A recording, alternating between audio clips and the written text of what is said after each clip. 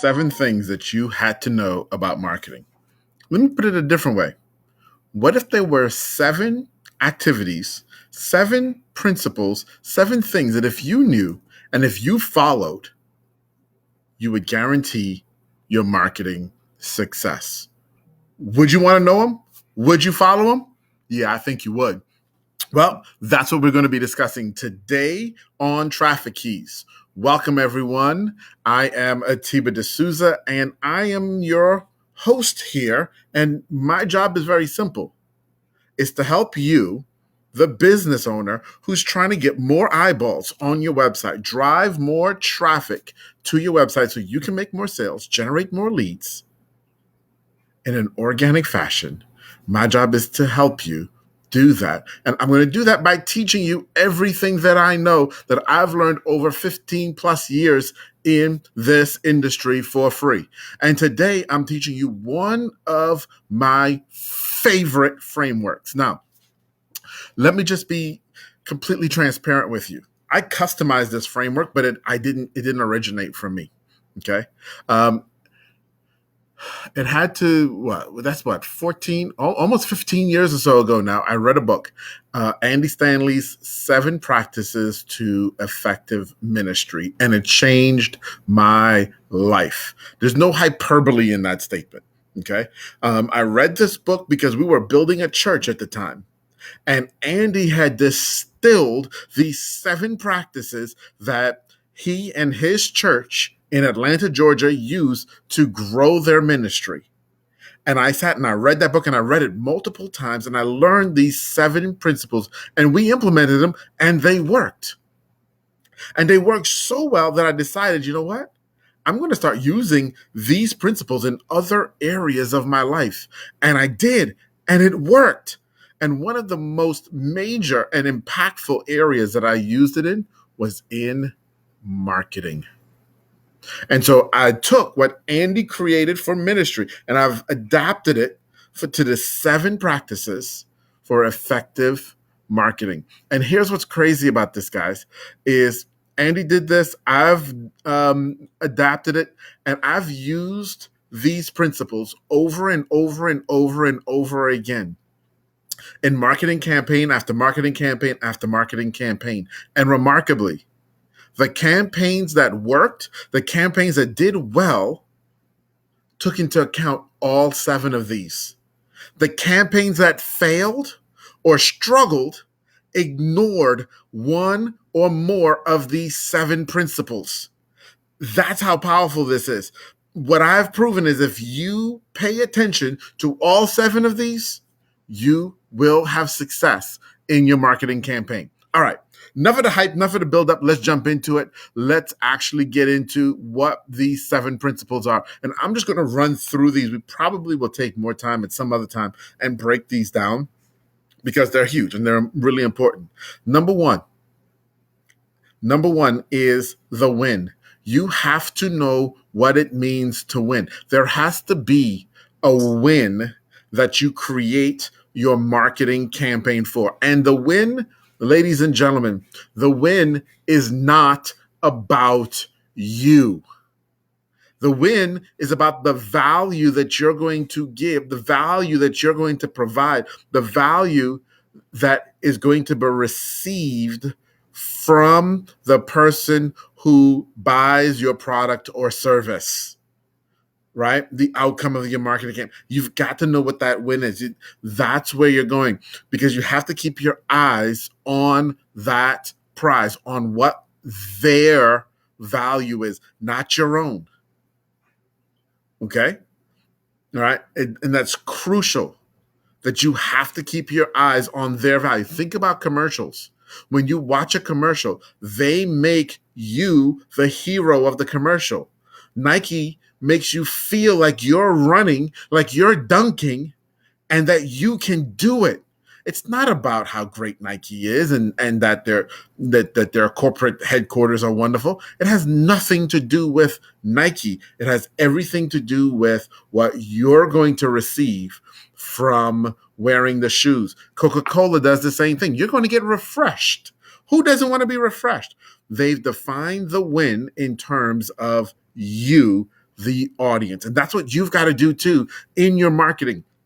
You have to define the win for your customer and keep your eyes focused on the win. So that's principle number one. Principle number two is you got to think steps, not projects. Okay. Steps, not projects. So very often we decide that, okay, we're going to do this new program or we're going to do this new thing. And we think of all the little projects that need to happen in order for it to become a success, right? I've got to get graphics done and I've got to get this and I got to get, that's awesome. That's wonderful.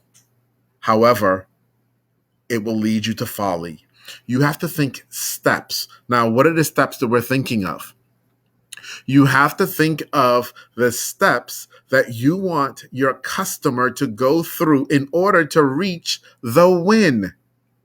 So imagine for a moment you're considering, where is my customer right now? What is going on? What do they believe? When they see my marketing, when they see this advertising from me, when they receive this email, what do they think about the problem that they're having that I'm attempting to solve for them?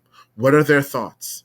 And what do I need to help them move along the path towards actually allowing me to help them solve it for them? If you define those steps that the customer needs to go through in your marketing, then it will become very clear what projects you need to undertake. Because sometimes we take a ton of time designing a beautiful website or a beautiful brochure or a beautiful this or whatever it may be, and it may be the wrong thing because it doesn't map to the step that the customer actually needs from you in order to receive the value that they came for. Okay. So number two is think steps, not projects. Number three, this is one of the most interesting ones because sometimes it's a little bit challenging for people. You have to narrow the focus. And what do I mean by narrow the focus? Well, guess what? Coke as a company, they own Coca-Cola, they own Sprite, they own other brands, they own food brands even. Heck, even inside of Coke, they own Cherry Coke, they own all the different flavors of Coke. But when you see a Coke commercial, you may see a Cherry Coke commercial, or you may see a just regular Coke commercial. The key is they have narrowed the focus. They're going to talk to you about one thing. Yeah, this is not the time. In your marketing, this is not the time to talk about all the things that you can do and shove and cram every solution in there. No, don't do it. Because all you're going to do is confuse your customer. And the confused mind, my friends, they don't make a decision. And if they don't make a decision, they don't make a purchase. The confused mind buys nothing. And you confuse your customer when you give them tons of options or tell them all the things that you can do. Tell them one, narrow your focus. Narrow your focus. Number four, we teach less for more. You know a ton about your product or service. Your customer very often knows very little. You know a ton about how it works. You know a ton about why it works. You know a ton about the benefits. You know the entire backstory probably. You know a ton about your product or service and your company. Guess what? Your customer doesn't care. They don't. You think they should. You think it's super interesting, but it isn't to them. The only thing they care about is that win and you helping them take steps towards that win. In other words, you helping them solve their problem. Okay? So, yes, I may have come to you and I have a problem A, and your solution will solve problem A and problem B. But guess what? I don't need to hear about problem B right now. I need to know for sure that you're going to solve problem A.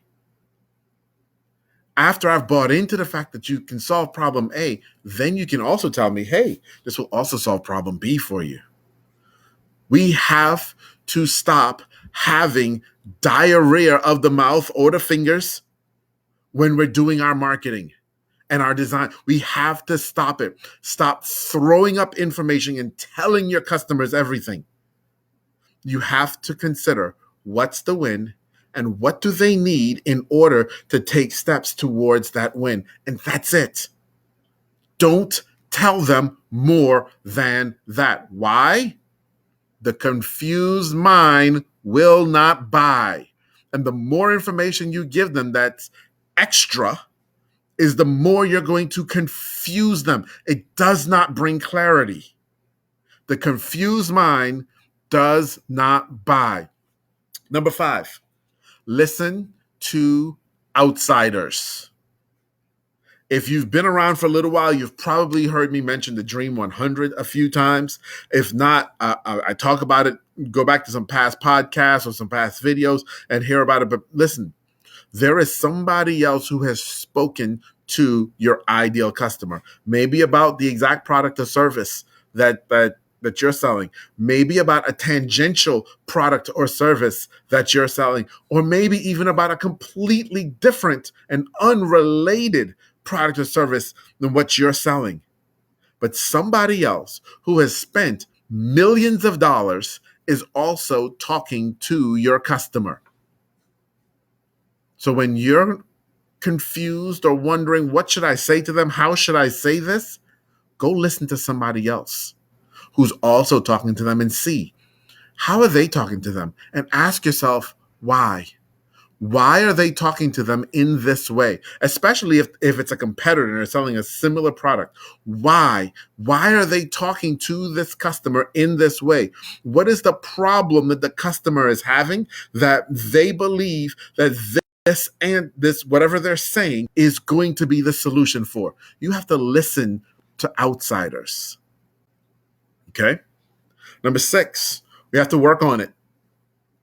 Put a plan in place in the beginning to get better, to measure what you're doing. And then how are we going to get better based on the measurement? Now, that isn't always the easiest thing to do up front. But what you can do up front is put the plan in place to measure and put some ideas around how, if the measurement looks like this, we'll do this. If the measurement looks like that, we'll do the other.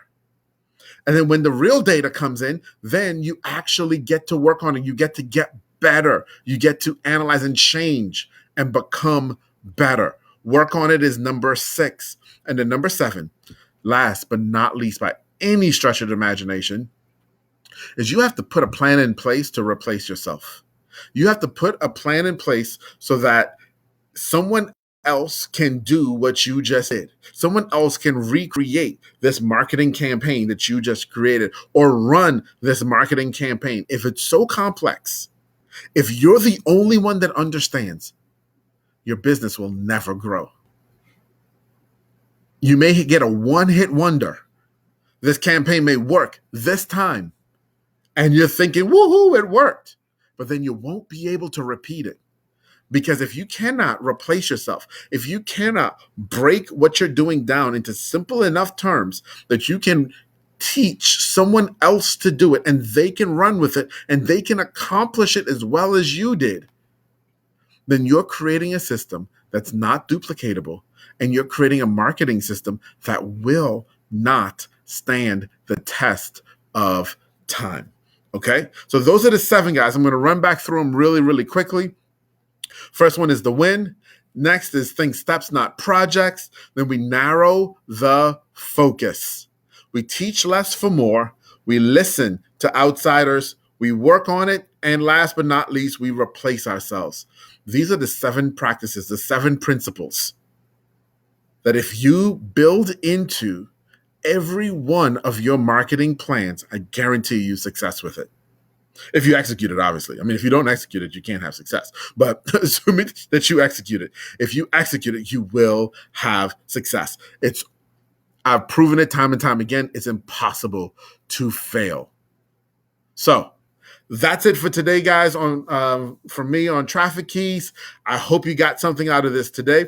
The 7 practices, the 7 principles that you need in order to create a dynamic winning marketing strategy every single time. I will see you guys tomorrow. Bye bye.